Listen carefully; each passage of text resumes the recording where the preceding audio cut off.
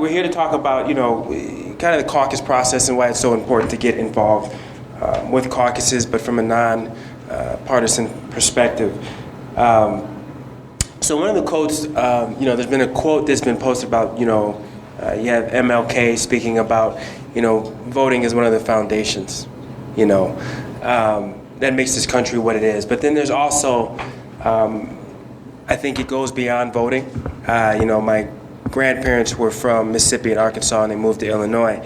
And so my understanding of, when Secretary Simon talks about we are kind of the model for how voting should be open, I think if you look at it from my grandparents' perspective, both from Mississippi and Arkansas, where voting still is not exactly where it should be.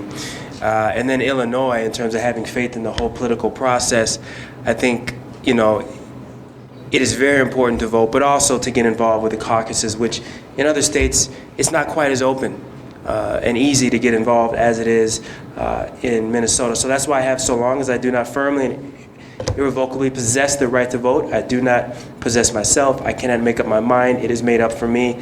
I cannot live as a democratic citizen, observing the laws I have helped to enact. I can only submit to the edict of others.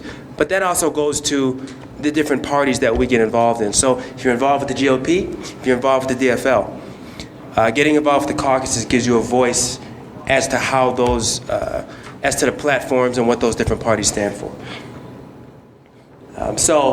I think a lot of folks are already familiar with this, but caucus is basically just a group of people with shared concerns within a political party or larger organization. But in Minnesota, it's also very much a grassroots thing, and it's organized by, GOP and DFL, primarily in Minnesota. But then we said, what happens at a precinct caucus? And I think this is where the magic happens. And I went to my first one a few years ago, and I just was new to the whole political process. But you begin the process of selecting candidates for the election. There's also going to be a straw poll just to determine who people think the president should be, which is important. And then caucus attendees elect party convention delegates. That was discussed earlier. And that's an important part of the people that are chosen there are going to be the people who are making decisions on behalf of others within the party. And I think we all know the influence that the different parties have within politics nationwide, but also in Minnesota. So it's important for folks to attend, and if somebody wants to run for one of those positions, run for the position. Make sure you have people supporting you so that you can have a say within the party, because it's not enough just to vote. You also need to have a say within the unit, the party that represents you.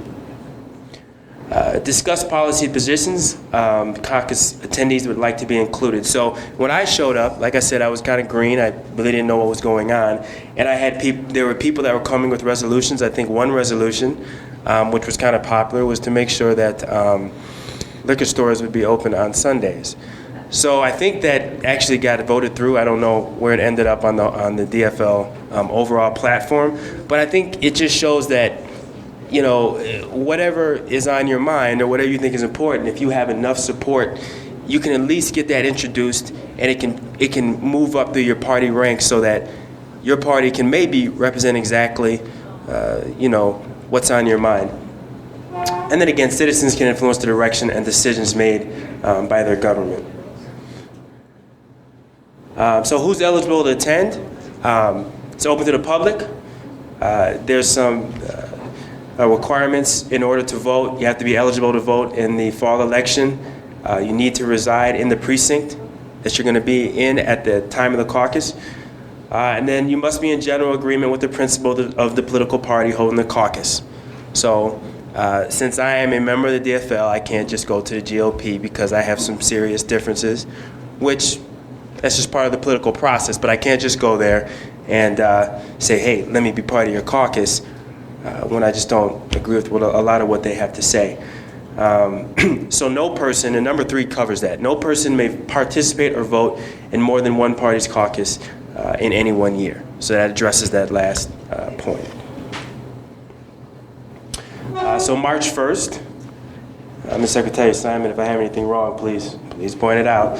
But March 1st is when we're going to have the caucuses. SD 36, we have Jackson Middle School, Champlain Park High School. SD 40 I'm not discriminating in Center. any way. So Park Center for GOP, believe so. I didn't see it online, so I didn't want to I'm not sure put the wrong information. Yeah. I forget what the DFL one, but we do have one for the DFL, but I just didn't want to discriminate. So, and other folks, you can go to the Minnesota Votes or the Secretary of State site, and you can track all that information down. Around February 8th, all that information is going to be updated. And again, I wanted to put the quote, it's not just enough, I think, in my opinion, to just vote. I think it's extremely important given my family's background. It's very important. But we have access to these caucuses, and I think a lot of people have some very strong viewpoints. Even some of the Black Lives Matter folks, I would say, make sure you go to these caucuses, and if you want to affect change there, get some of your ideas voted in there. And I think people who oppose some of their ideas, if you really want to affect change, go to your party caucuses and affect change there, because your party is often going to be who speaks for you most vocally and loudest. So I think people should really take advantage of the caucuses. And then here's some other links.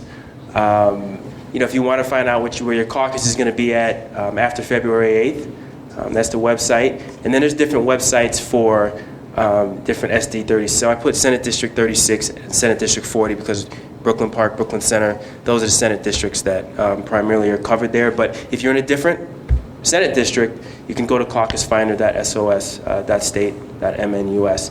If you have any more questions, like I said, when I shoot out my answers, I'm nonpartisan because first and foremost, I'm concerned with Brooklyn Park, Brooklyn Center. You can shoot me any questions there. And I know I did most of the talking, but Yep.